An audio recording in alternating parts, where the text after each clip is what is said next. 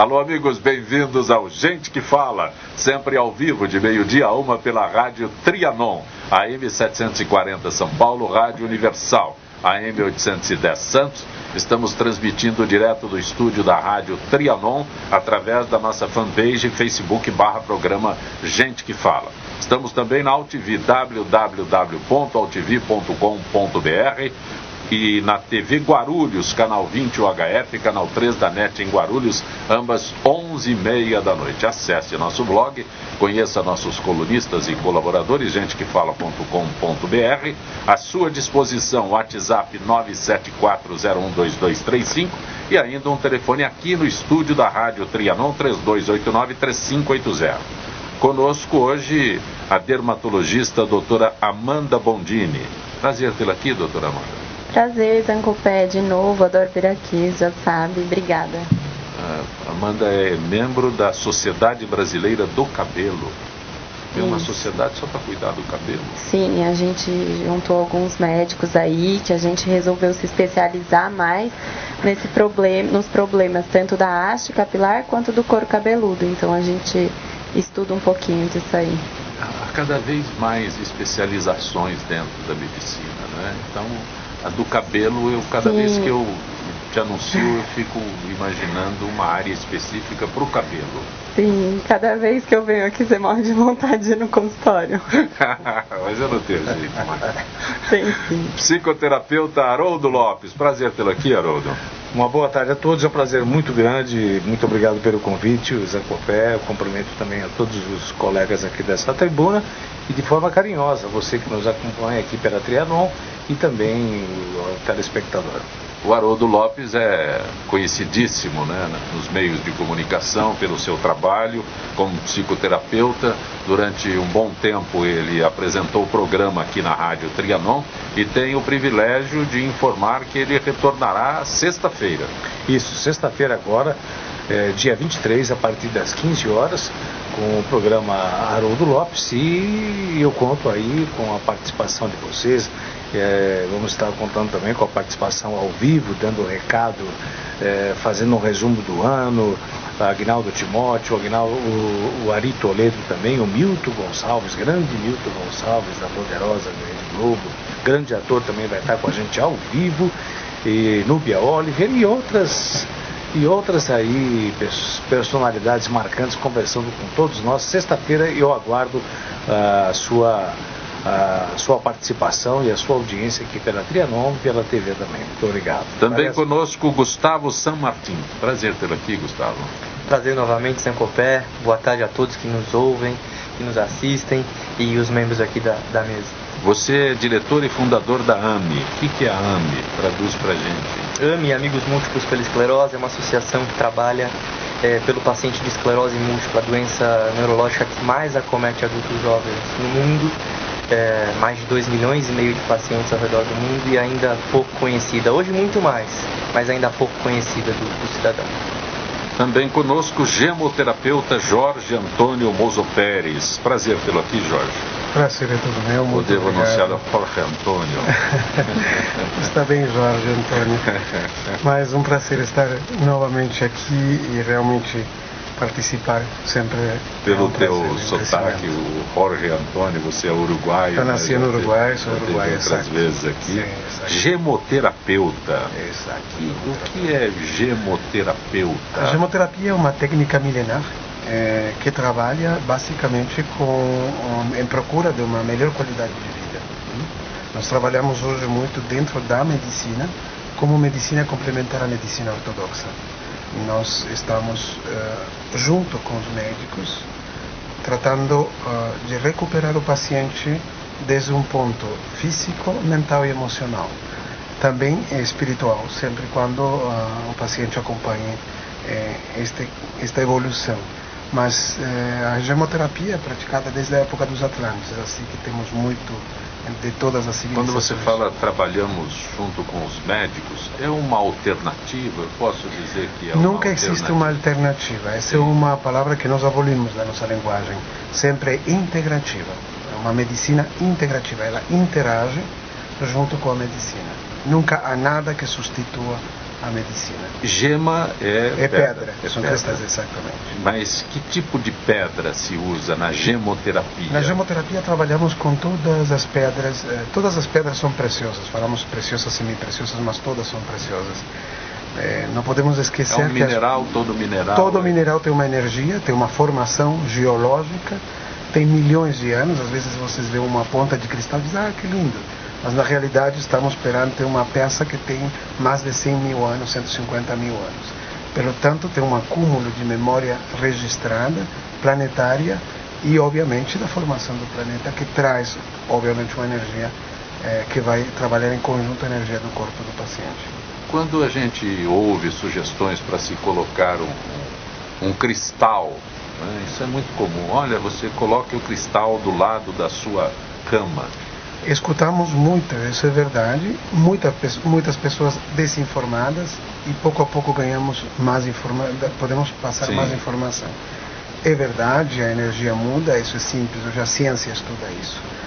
E eu sou muito feliz esse ano porque voltei da Suíça com uma informação muito importante em outubro, onde laboratórios da França, e se recupera obviamente mundialmente, reconheceram os cristais, todos os minerais, como uma matéria viva. Que é o que estamos há 25 anos, no meu caso, lutando para comprovar isso. Vemos o crescimento dos cristais fora da Terra, vemos a diminuição de tamanho depois de trabalhar com pacientes em espaços que precisam de renovação energética. E hoje, cientificamente, estamos mais, ganhamos mais um espaço, e isso é importante. Poder mostrar às pessoas que não há magia, há uma realidade física comprovada. Energia. Absolutamente. Nós somos energia pura. Há um físico tangível, mas sem energia. Dr. Haroldo Lopes, o senhor estuda distúrbios de personalidade. Quando assiste na televisão e vê aqueles políticos, né, se assusta como nós? Ou tem um susto maior ainda?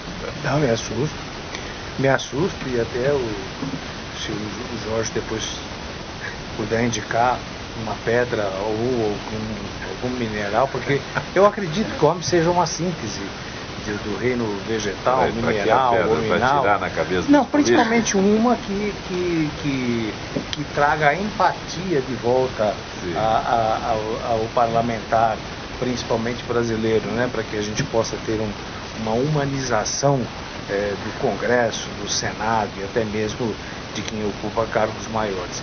E eu acho importante que quem está nos acompanhando agora entenda que quando nós falamos de transtorno de humor, nem sempre nós estamos falando do transtorno de humor, de uma psicopatia, que poderíamos dar exemplo como o maníaco do parque, um sujeito que matava por prazer e cujo prazer maior dele não era a satisfação sexual, mas ver a vítima humilhada pedindo clemência pela vida. Então essas pessoas que não têm sentimentos nobres, nós chamamos de transtorno de humor psicopático. Mas existe transtornos de humor em que a pessoa não chega a esse ponto de crueldade, mas é um perverso, né?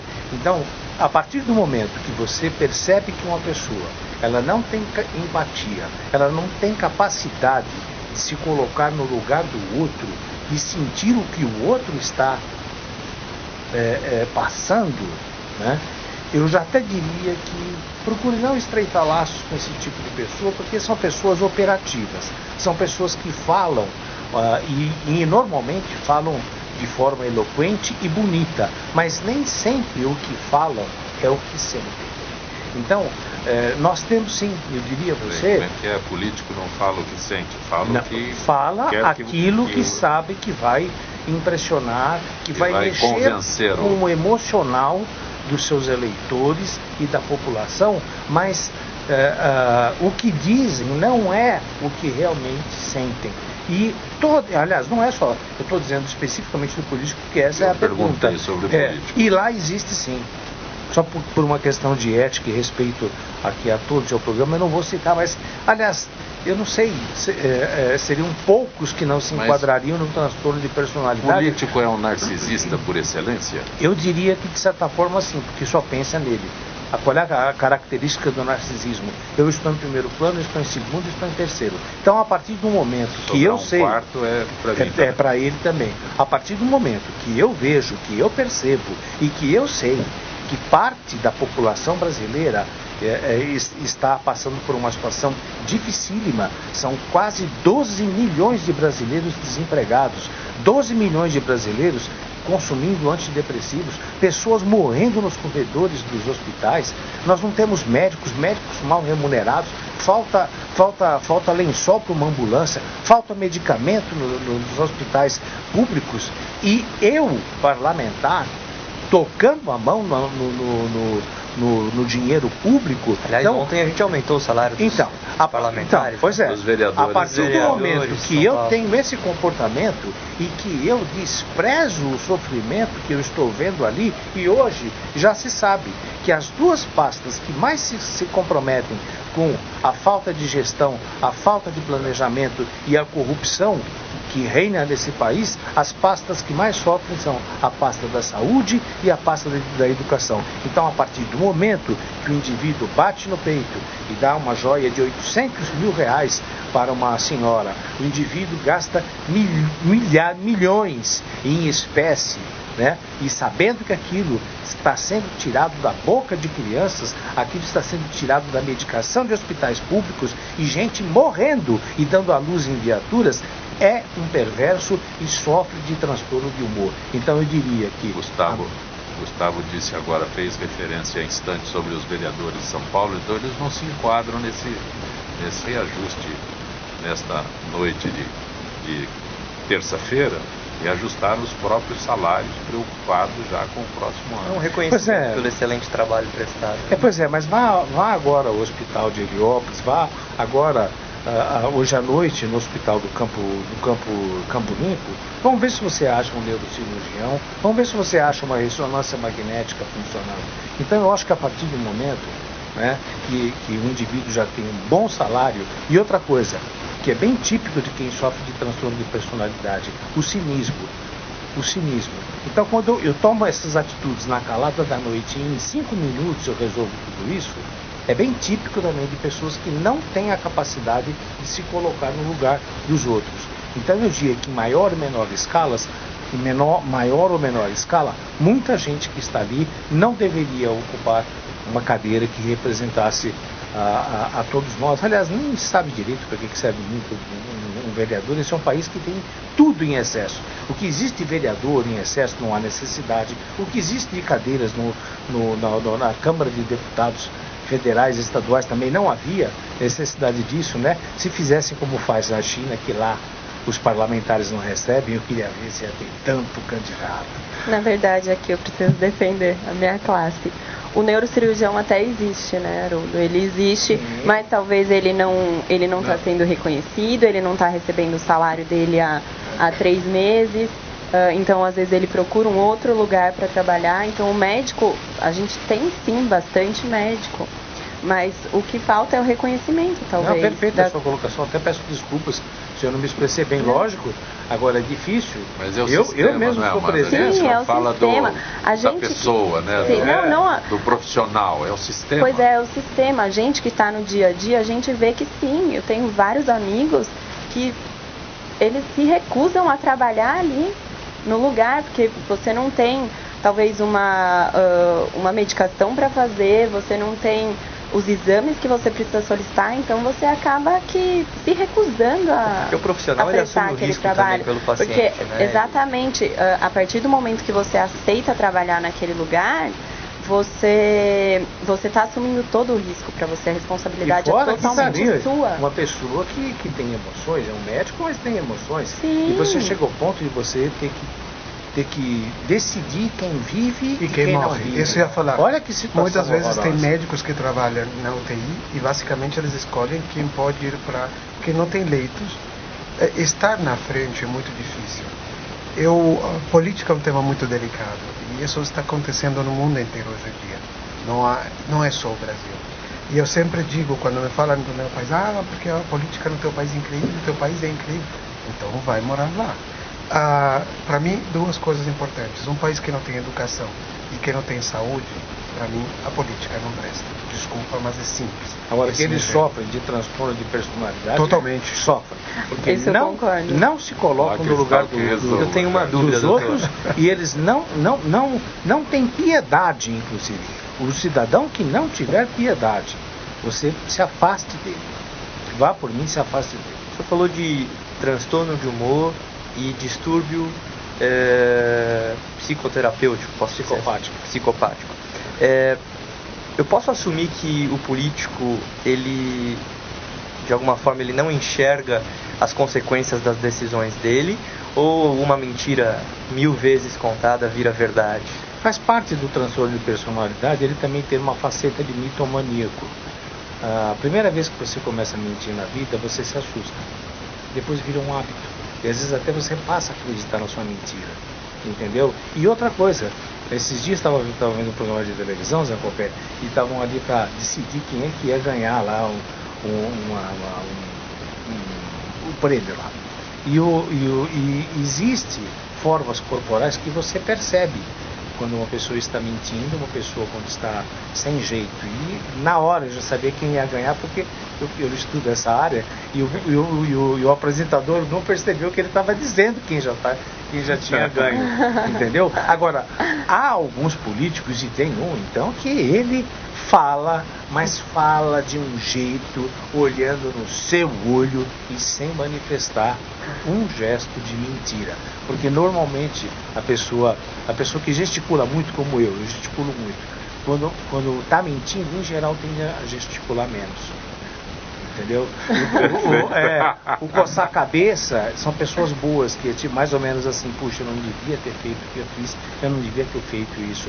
Mas um político coça a cabeça depois que roubou os cofres públicos, eu não vejo. Aprendeu a mentir. E isso faz parte de um transtorno perverso de personalidade. Doutora Amanda, estamos já no verão. Já iniciamos o verão. Sim. Cuidados específicos com o cabelo nesse verão? E, aliás, que tem que ter cuidado, mas a água, o cloro da água é prejudicial, é benéfico? Qual é a preponderância disso? A exposição excessiva ao cloro, tanto para o cabelo quanto para a pele, ela não é benéfica. Vamos falar para a pele primeiro. Ela causa uma desidratação na pele, né? E a gente sabe que isso não é legal.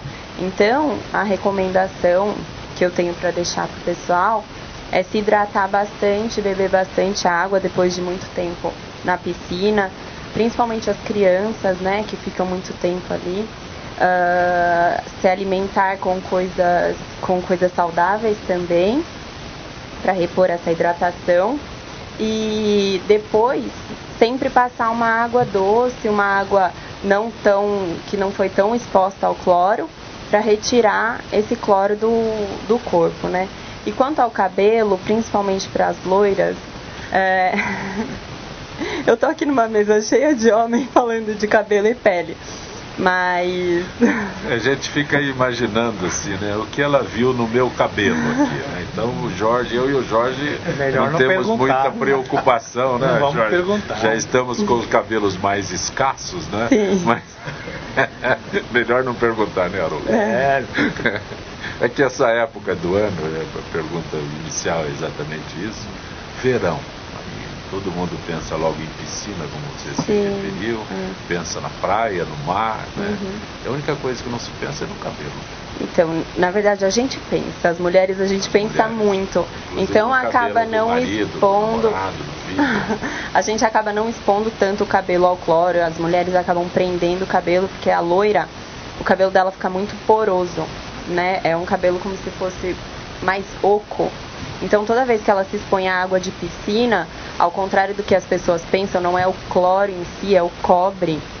Ele acaba entrando no cabelo, dá aquele tom esverdeado. Então sempre manter o cabelo bem hidratado vai deixar ele menos poroso. Então vai ficar menos esverdeado o cabelo.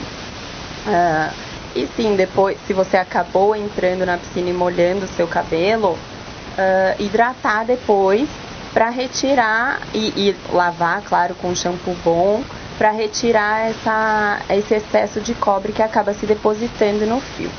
As informações que vêm para a gente poder conversar aqui, a famosa pauta, destaca um item que eu nunca imaginei. Cabelo tudo bem, mas cuidado com o couro cabeludo. Nunca imaginei que se houvesse uma preocupação com o couro cabeludo. Muito Parece um importante. absurdo, mas Hoje o cabelo em dia, esconde. Na nossa especialidade de cabelo mesmo, dentro da dermatologia, a gente tem aí essa parte que eu falei que a gente estuda mais cabelo, a gente está separando bastante a parte de couro cabeludo e a parte da haste, do fio mesmo. Cuidar do couro cabeludo é muito importante, porque lá a gente tem várias doenças, né? Desde dermatite seborreica a outras doenças mais graves. Então, e outra coisa também, no verão, proteger do sol, porque, por exemplo, pessoas que já não têm tanto cabelo e ficam aí com o couro cabeludo mais exposto ao sol, você pode... É bem provável que tenha queimadura no couro cabeludo, porque as pessoas acabam passando protetor no corpo todo, no rosto, no corpo, tudo, e não lembram do couro cabeludo.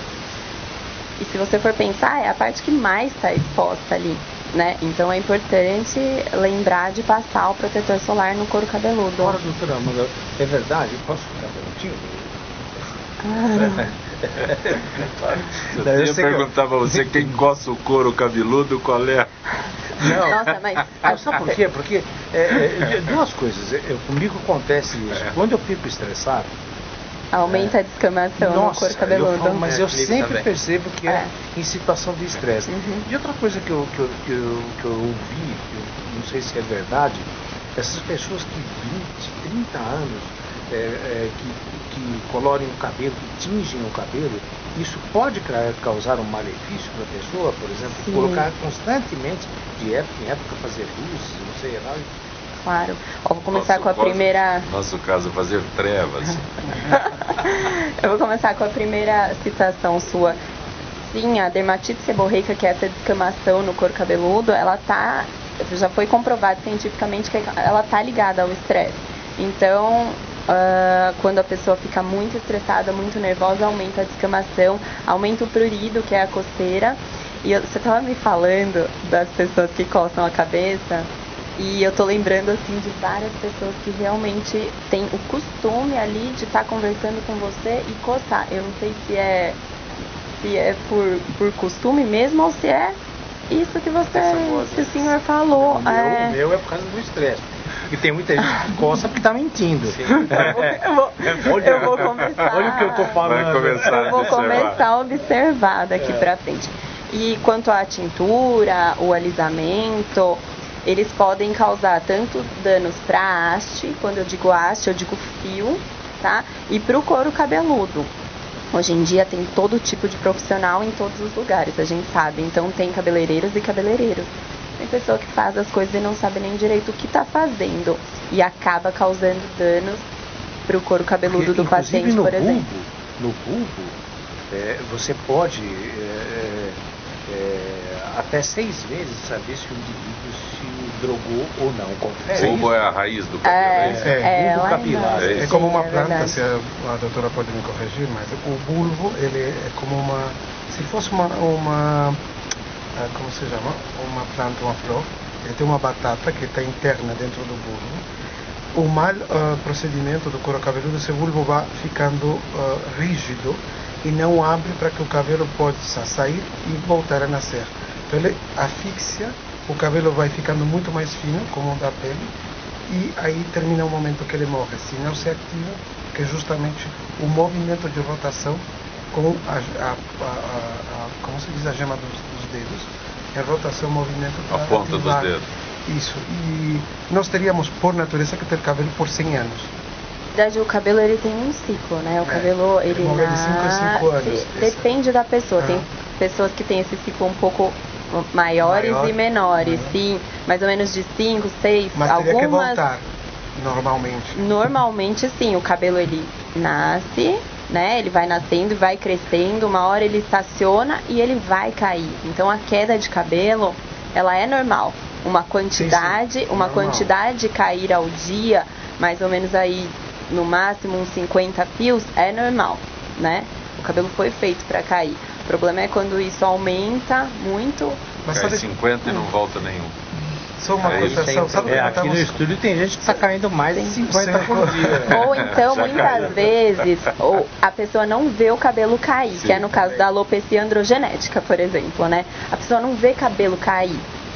Na maioria das vezes, o cabelo, ele vai atrofiando, o cabelo vai diminuindo. Tá? Ele vai afinando, é o processo de miniaturização que a gente chama. Vai reduzindo. Mais ou menos. Não. Eu sou leigo, você é especialista ele no vai assunto. Sofrendo a raiz do fio, assim, vamos dizer, ela vai sofrendo a ação de alguns hormônios, de um hormônio, e o fio ele vai afinando. Tá? E chega uma hora que a pessoa vê que, nossa, cadê meu cabelo? Tá sumindo. É justamente o que a gente estava falando lá fora. A pessoa nem percebe. Quando vê, tirou uma foto lá atrás, já não tem mais cabelo. Exatamente. Né? Gustavo, quer fazer alguma pergunta? Quero sim. A Amanda falou de um bom shampoo. O homem, ele conhece o shampoo anti-caspa e ele conhece no máximo um shampoo sem sal, porque às vezes a parceira usa um shampoo sem sal. A minha namorada, ela usa um shampoo sem sal. Essa segunda eu nunca tinha ouvido falar. Na verdade, que um shampoo sem sal é o bom shampoo. Essa história de shampoo sem sal é uma coisa que a gente já fica meio assim, né? Porque eles falam... Sal? O sal é o sódio. É o que engrossa o shampoo, é o que dá aquele cremosão do shampoo, né? E muitas fábricas e indústrias, eles falam que o shampoo não tem sal. Na verdade, eles não têm sulfato, aí coloca alguma outra coisa para engrossar, mas que é um sal também, né? Então, se for um shampoo sem sal mesmo, aí é aquele shampoo que não vai ser tão cremoso, que não vai fazer tanta espuma. Então, cuidado com essa história de shampoo sem sal, tá? Mas para indicar um shampoo, na verdade, aí a gente avalia o cabelo da pessoa, vê o que ela tá precisando, se realmente vai ser um shampoo, porque na verdade o tempo de contato com o seu cabelo do shampoo, ele é pequeno. Então, pensando em couro cabeludo, a gente tem que deixar o produto mais tempo no couro cabeludo. Não é só passar um shampoo e pronto, tá tudo certo, né? Precisa de, por exemplo, passar alguma solução no couro cabeludo, ou então algumas outras coisas que daí a gente tem. Mas pensando em shampoo, hoje em dia a tendência de shampoo é para tratar a haste, é para tratar o fio. Pensar em couro cabeludo, aí a gente já está pensando em outras coisas. Aí vale uma consulta, né? Sim. O Pedro, está em ordem aí, Pedro? Eu posso fazer uma pergunta específica aqui para o Gustavo San Martin. O que é o Fórum Atores da Saúde 2.0, hein? 2.0, Zancopé. Acontece que a gente tem falado muito do paciente 2.0.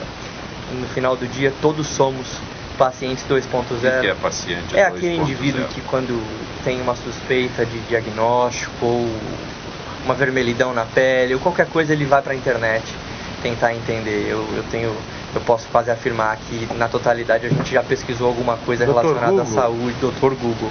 Só que a gente não consegue mais combater o Dr. Google. No Reino Unido, por exemplo, 75% das pessoas fecham o diagnóstico antes de chegar na consulta com o médico. E elas já vão com a própria indicação terapêutica. Então, Gustavo, como é que é? Eu vou na doutora Amanda, já vou com o diagnóstico? No Reino Unido, 75%. Chego para a doutora Amanda, quando eu tinha cabelo, aconteceu isso, não sei o quê, foi por causa disso. Ela só me ouve, ela que é especialista, só ouve. A maioria dos pacientes, eles já chegam sabendo tudo. Com referência, com toda a referência. Ele chega achando que sabe tudo ou chega sabendo tudo? Não, a maioria deles é achando que sabe tudo. Falando em cabelo, na verdade as pessoas elas são mais embasadas, as informações elas são mais coerentes. Porém, falando em coisas mais sérias, muitas vezes a pessoa acaba se assustando mais, né? Ela começa a procurar o Google, ela se assusta mais. Quando a gente vai para o específico, aí a gente tem um nível de informação um pouco mais refinado, né? Quando a gente fala de cabelo, todo mundo pesquisa, mas quando trazemos aí para o paciente 2.0, eu trabalho com esclerose múltipla, que no Brasil ainda é considerado uma doença rara, e outras doenças raras no Brasil, às vezes carecem até de informação para o médico. Veja que esclerose múltipla, dentre as raras, é a que mais acomete a população brasileira, e um médico recém-formado que não segue a especialidade em neurologia, ele teve aí 20 minutos de uma aula falando sobre esclerose. Então, a internet ela pode ser usada a nosso favor desde que a gente saiba a fonte de referência. Os doutores estão aí, sabem que, por exemplo, uma Medscape da vida é uma fonte de referência validada. Confiável. O que a gente faz é trabalhar junto com esse paciente que vai atrás de uma informação que muitas vezes não tem, nem o médico sabe. É uma doença aí, doença de Fabry, doença de Gaucher, mucopolissacaridose, não é tão conhecido assim a ponto de ir para o SUS, como o Haroldo falava. Às vezes não vai ter um especialista para tratar.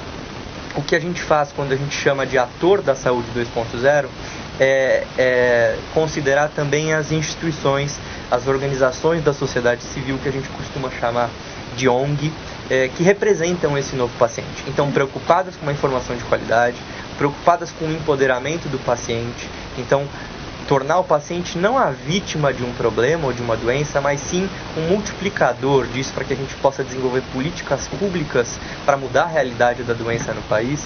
Então, o ator da saúde 2.0 é isso. São as instituições que representam esse paciente preocupado com a veracidade da informação, preocupado com o seu empoderamento, para que ele faça a diferença, para que depois a gente veja um movimento contra o julgamento do STF de fornecer ou não um medicamento para uma menina com fibrose pulmonar idiopática, e a gente conseguiu juntar milhares de pessoas aqui na Paulista. A gente parece que vai falar depois sobre saúde num Lota Paulista, mas quando a gente fala de doenças mais específicas, existe uma mobilização. Que incrível, Gustavo, parabéns. Obrigado, Amanda. Esse fórum foi dia 7, Fórum Atores da Saúde 2.0. Foi dia 7, a gente conseguiu reunir 120 instituições de saúde que militam aí principalmente por doenças raras ao redor do Brasil, e a gente promoveu justamente um encontro para capacitar esses gestores.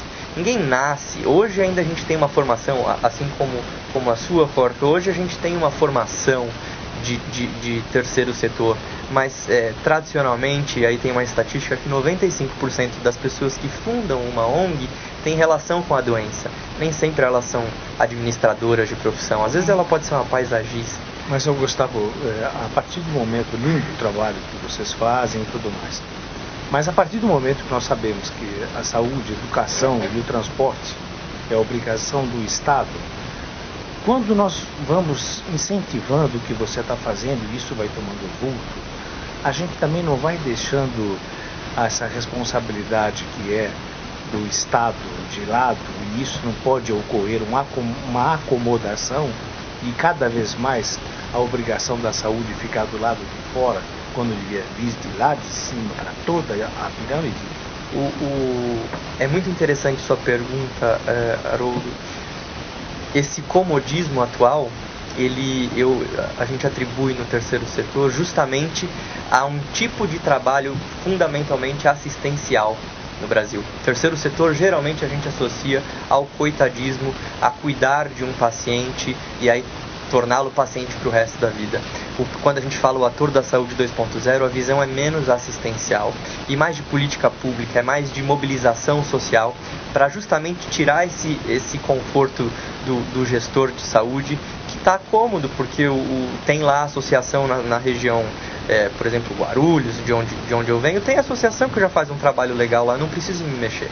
Mas quando a gente consegue juntar um grupo de pessoas e fazer um barulho organizado, empoderado, aí a gente tira esse conforto do gestor. Antes que eu converse com o Jorge sobre gemoterapia, Dr. Nelson Letísio, boa tarde. Boa tarde. Tudo bem. Dr. Letísio é cirurgião plástico, época de verão, preocupação com a aparência do corpo. E, Dr. Letísio, também aumenta a minha curiosidade sobre a prótese nos glúteos. É recomendada, indicada? Em que momento, Dr. Nelson Letísio? Antes de mais nada, vamos falar mais com você depois. Saúde e paz para todo mundo. Bom Natal, bom fim de ano. A prótese, né, ela tem que ser bem indicada inicialmente. Ela não pode simplesmente, eu quero ficar com o glúteo maior e vamos colocar uma prótese bem grandona porque a gente fique bem chamativa, entre aspas. Não é bem assim, eu acho que tudo na cirurgia plástica, tudo na estética, a gente tem que ter uma coisa que chama bom senso. Então é tranquilo, sabe? Principalmente o pessoal que faz cirurgia bariátrica, que tem uma perda ponderal muito grande, que acaba perdendo os volumes, às vezes não em lugares tão desejados. Então, às vezes você infelizmente tem que recorrer a uma prótese de nádega para que você consiga repor aquele volume perdido.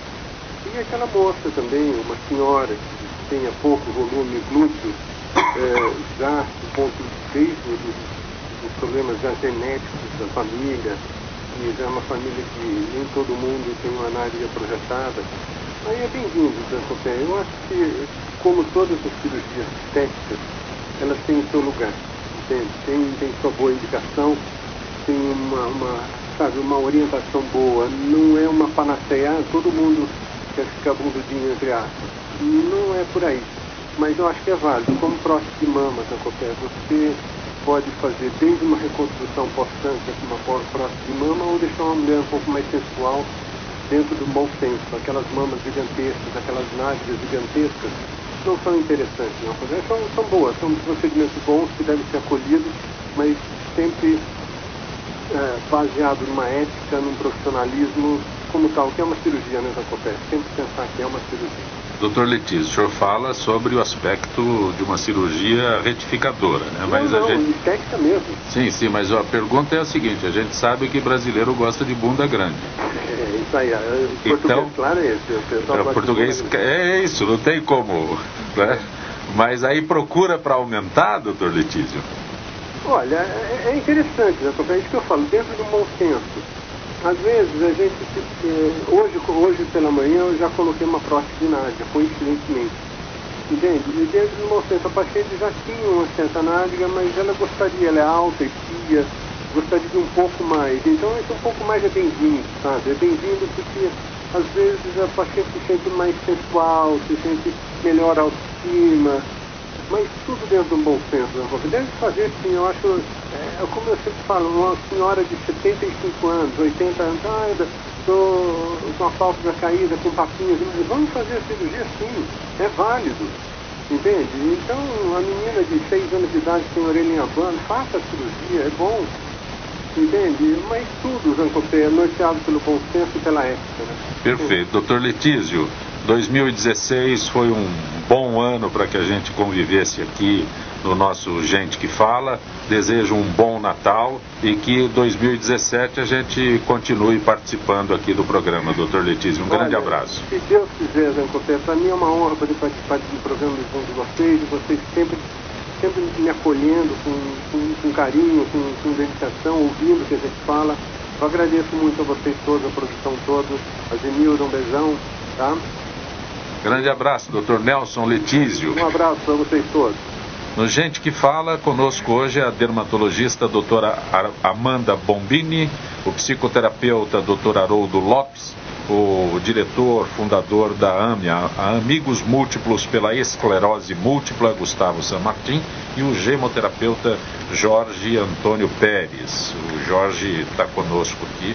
Jorge, eu até até uma indelicadeza da minha parte, você me presenteou com uma pulseira maravilhosa, eu considerei uma pulseira energizadora, e eu estava com meu primo, ele olhou tanto que eu falei, acho que ele vai inverter o poder dessa pulseira aqui, pode ficar com ela. Então, esse tipo de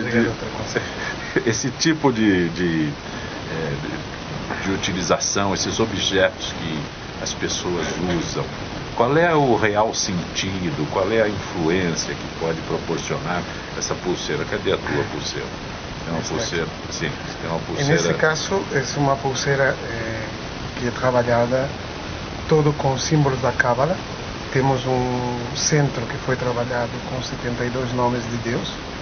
Isto vai além, vai bem no tempo. Foi trabalhado, consagrado por grupos, foi consagrado em Israel, nos túmulos sagrados como de Raquel, e detrás tem as pedras, que essa é a minha parte, minha área, né? Os cristais que são necessários. Quando voltaram, foram consagrados todos, nesse caso como específica de cura, foi consagrado em 7 vórtices importantes energeticamente em Uruguai, e terminamos aqui no Brasil, em uma viagem especial para a última consagração junto com o Jean, que às vezes ele tem vindo aqui, e Carlo Perino, e viajamos realmente para fazer esse trabalho como uma pulseira específica para a saúde. Toda a intenção daquilo, onde colocamos a intenção em algo, essa intenção permanece.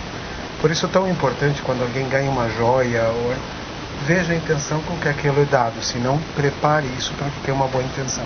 A intenção com que são feitas as coisas é o mais importante, é o que você falava. Tem gente que mente, e tem gente que não quer mentir, mas erra por um desequilíbrio de outras pessoas em volta. Deixa eu entender, Jorge. Por exemplo, matéria e energia concentrada. Sim. E Lavoisier dizia que nada se cria, nada se perde e tudo se transforma. Você particularmente diria que, não sei se você também segue essa linha, se eu entendi, nós poderíamos dizer que uma pedra seria uma matéria concentrada e que isso poderia ter como se fosse uma consciência e poder de cura? Absolutamente. Isso sem lugar a dúvidas. A pedra tem uma memória de onde ela vem. Tudo tem uma memória onde está. Pode ser mudado isso, mas isso tem uma memória porque ela vem do lugar, ela é formada de alguma forma. Por exemplo, nós temos um quartzo que se chama Phantom, ou fantasma. Ele tem uma repetição das pontas. Cada repetição foi o tempo que ele demorou em crescer. E é um dos quartzos mais bonitos que existem. São dos mais antigos também. Ele tem uma drusa de 27 quilos só de pontas de Phantom. Não sei os milhões de anos que possa ter. Mas isso tem uma informação.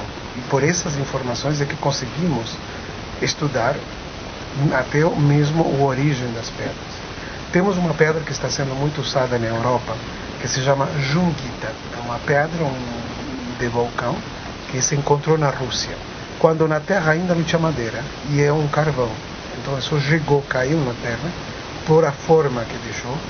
E essa pedra hoje é muito usada e energeticamente Então você acredita que o planeta Terra, como dizem alguns estudiosos de ciências ocultas, teria consciência? Totalmente. Nosso corpo tem consciência, nós também. A Terra não está nada separado, temos forma diferente, mas a Terra tem uma consciência. A Terra é muito boa. Uma coisa que eu sempre termino falando, desculpa, o Brasil é um dos países mais ricos falando em gemologia, a nível de variedade de pedra. Por isso aqui todo mundo se dá bem. Você tem todas as nacionalidades e todas as religiões. Todo mundo vive em paz no Brasil. Há uma coisa que eu sofro e sofro demais. A não valorização muitas vezes do próprio brasileiro em toda a riqueza que ele tem. Ele vai para fora, valoriza o que está fora e não valoriza os artistas que temos, o artista popular, a gente, o povo. Nós somos ricos, e digo nós porque eu me sinto brasileiro. Eu viajo e todo mundo me diz, como você volta ao Brasil? Eu não saio do Brasil. Eu já me acostumei com a farofa, como eu digo. Mas na realidade, o que eu digo, uma das coisas mais importantes, temos problemas, mas temos muitas coisas que são importantes. Nós temos um professor aqui da USP, e eu sempre olhei, eu falei assim, honestamente, me desculpe, eu sou um pouco cético. Tranquilo. E ele sempre falava, não, eu não saio de casa sem uma pedra de sal grosso no bolso do meu paletó, da minha calça. Ótimo. Você, com o estudo que você faz, você vê sentido no que ele está falando? Vejo sentido quando ele tem consciência como usar uma pedra de sal. Toda pedra de sal, turmalina preta, como uma pedra muito usada para repelir um pouco o negativo, tem sempre que ser usada quando é permanente do umbigo para baixo, nunca do umbigo para cima. Pode estar no brazalete como está, que é a Jungita que está aqui, que é a única pedra que ela transmuta todo o negativo. Mas isso é comprovado, eu sou muito científico, eu vou nas provas. Por exemplo, uma coisa que você perguntou e eu queria responder, mas respeitei o tempo dele. Quando você perguntou, você não acha que essas instituições dão lugar a que o político se acomode? Quando a gente faz medicina, e vou te dizer com todo o respeito, e ela vai saber disso, eu trabalho em um grande hospital, em vários, mas em um em especial. E todo mundo é muito respeitado. E eu sempre cruzo com todo tipo de médicos. Está o médico que ele vive o que ele estudou, e está o médico que ele confunde o título de medicina com o título de Deus. E essa é a minha guerra e a minha batalha constante. Eu não posso esperar que o governo tome uma decisão quando tem um paciente que está ali precisando de mim. O que o político faz, ele vai prestar conta em algum momento, aqui, lá, não importa onde. Isso não quer dizer que o povo tem que dormir. Mas quando a gente estuda medicina para exercer 24 horas. E você tem razão, porque já tem muita gente já pagando lá no Paraná, né? Então, o que eu preciso? Eu preciso que as pessoas tomem consciência que servir a humanidade não é simplesmente quando diz, ok, me formei. Tem gente que estuda medicina por status. Porque que você vai continuar? Estou vendo o que dá dinheiro. Enfim, a gente tem que lidar com tudo isso no dia a dia. Mas voltando à gemoterapia, e uma coisa importante, ele está estreando e está trabalhando também, ele me falava, nós vamos conversar depois, é algo muito usado. E voltando ao que ela falou hoje também sobre o cabelo e tudo demais, comprovamos como no Nordeste do Brasil, como na Índia, nos países que menos têm chegado os alimentos manufaturados e tudo demais, que não existe queda quase de cabelo, não existe quase o câncer, onde os alimentos que são elaborados quase não chegam e a pessoa se alimenta com o que a terra dá, a saúde é muito maior. O grande problema hoje da saúde está na alimentação. Tem um médico jovem também que escreveu um livro muito bom que se chama Lugar de Médico é na Cozinha. E eu sou totalmente de acordo. Um dos grandes problemas das doenças hoje, inclusive no cabelo, é a acidez que o nosso corpo estamos ingerindo e colocamos no nosso corpo. Muitas coisas são acidas e temos que aprender a alcalinizar, desde o couro cabeludo, como a ingesta da nossa alimentação. Os cristais vão ajudar, mas não fazem magia. Eu posso te dar uma pulseira dessa. Ela vai formar um vortex onde você vai poder mudar muita coisa. Mas para isso precisa antes de ter uma conversação e adquirir consciência daquilo que estamos tendo. O Jorge, a Luciana da Bela Vista pergunta se a energia das pedras usada de forma errada pode ser prejudicial. Difícil, mas tem 2 ou 3 pedras que eu sempre aconselho a tomar cuidado. E é o primeiro que eu ensino nos cursos. É saber o que estamos usando. Mas nunca chega uma pedra que não tenha que chegar na nossa mão. Normalmente a gente recebe o que é justo para nós. Mas sim, mal usado, como tudo, uma coisa se não está bem usada. Pelo que você está dizendo, é como se fosse assim, Deus, o que nós chamamos de Deus, é uma energia maravilhosa está em todo, que se manifesta em todas as belezas do planeta, no vegetal, no mineral, no hominal, e vai para aí. E teria que se manifestar em nós, que é o que temos que lutar mais. E em Brasília também. Em Brasília também. Jorge, eu tenho uma dúvida. Você na abertura falou que as pedras elas são seres vivos. Sim. A gente usa as pedras para cuidar de nós mesmos. Como a gente cuida das pedras? Bom, nós temos uma pergunta bem importante, porque elas têm que ser limpas, muitas vezes por água, muitas vezes podem ser enterradas na terra.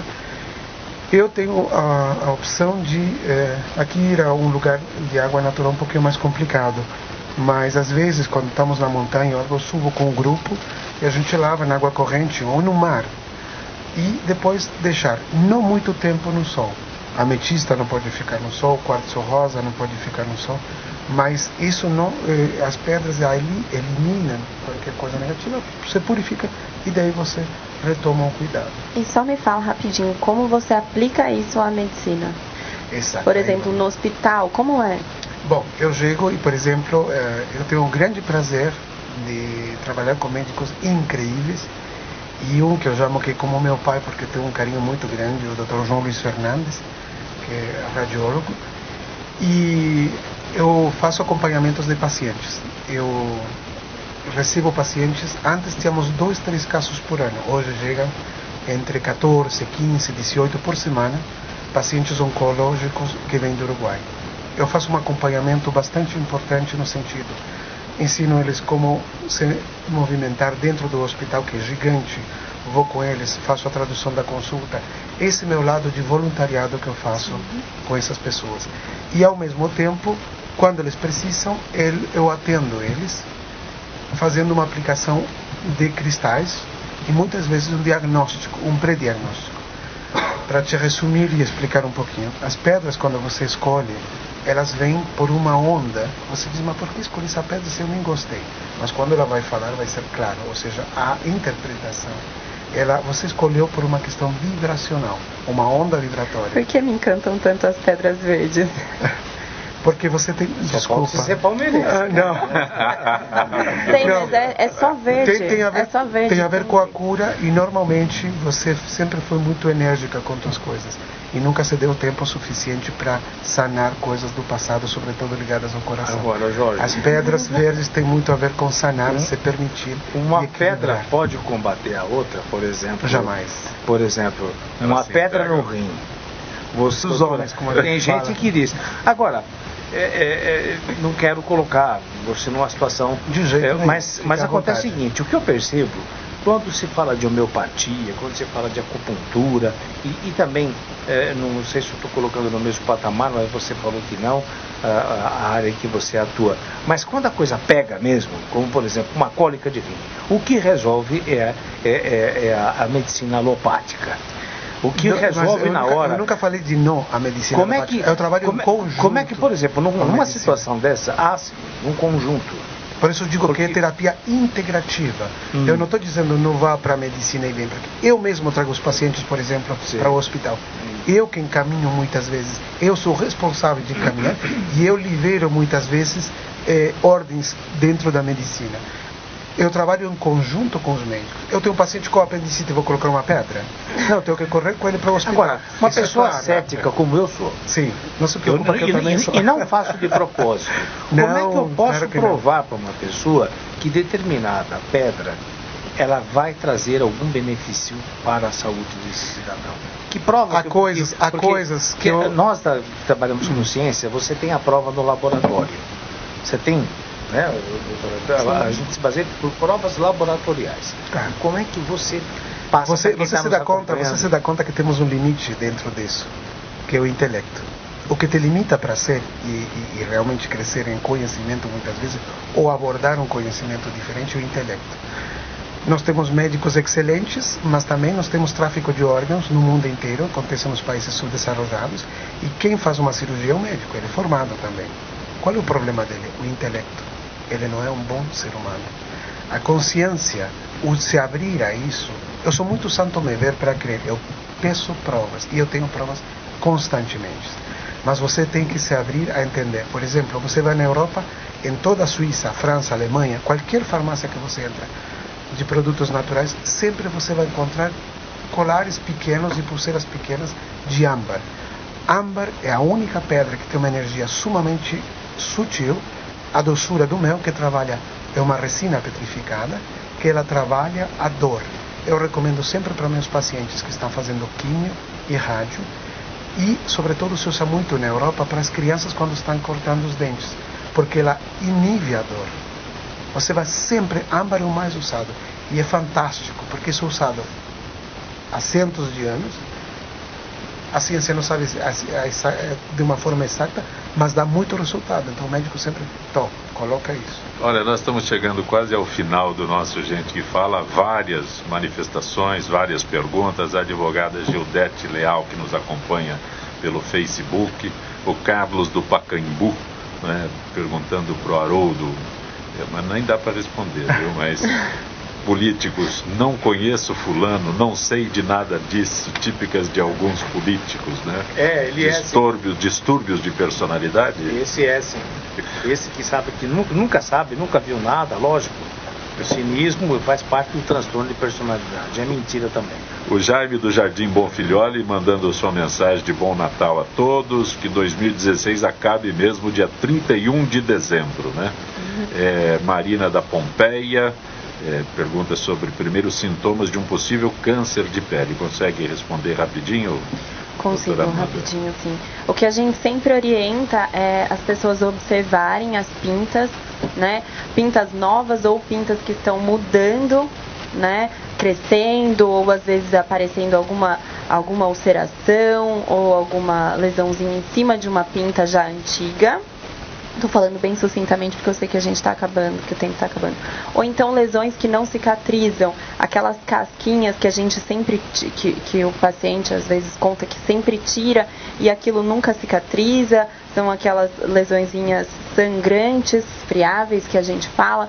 Então observar principalmente esses dois tipos de lesões, falando bem sucintamente. Gustavo, Juliano de Santo André, a lei faculta alguma coisa aos portadores de esclerose múltipla?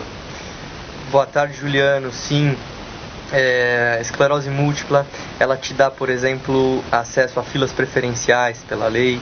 Você pode pedir celeridade na tramitação de procedimentos legais, julgamentos, decisões. Enfim, sim, assim como diversas outras doenças, a gente tem que entender como enquadrar. Não necessariamente a doença, mas às vezes você, pela esclerose múltipla, é acometido e vai parar numa cadeira de roda, e também você tem outros direitos. Sim, a esclerose, ela abrange tudo isso.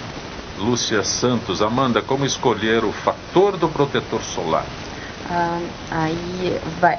A pele de cada um. Depende do fototipo da pessoa, então depende muito da cor da pele, depende do tempo de exposição solar, depende, por exemplo, se for um fotoprotetor para o dia a dia, para o rosto, a gente vai escolher um tipo com 1 FPS.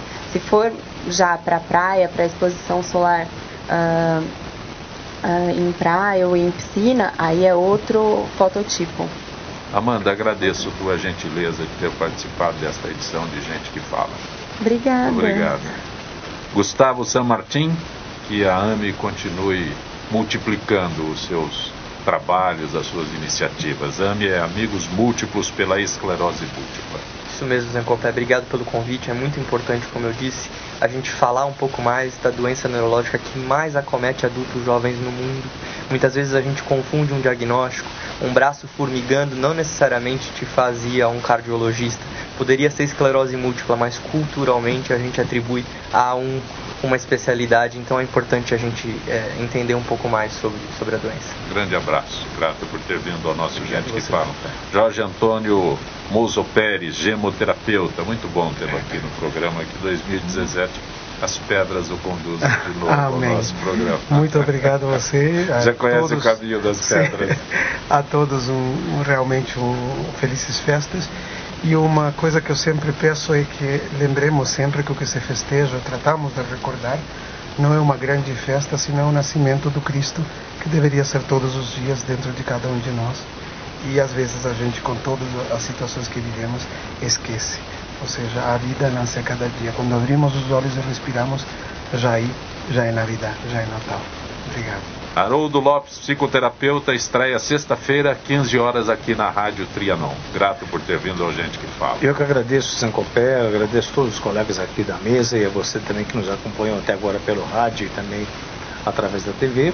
E realmente, sexta-feira, a partir das 15 horas, eu estarei com o meu programa aqui, Haroldo Lopes, juntamente, como disse, com várias celebridades. E eu conto com a sua audiência. E antecipadamente, um bom Natal a todos e que tenhamos, pelo menos, vamos torcer com 2017 melhor.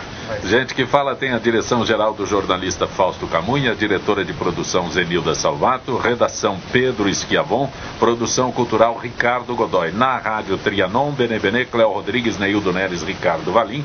Na direção da TV Guarulhos, Fernando Mauro. Na direção da UTV, Alberto Luquete. Na técnica, James Eduardo, Paulo Afonso e Iago Matsumoto. Estaremos de volta amanhã, meio-dia. Gratos, até lá.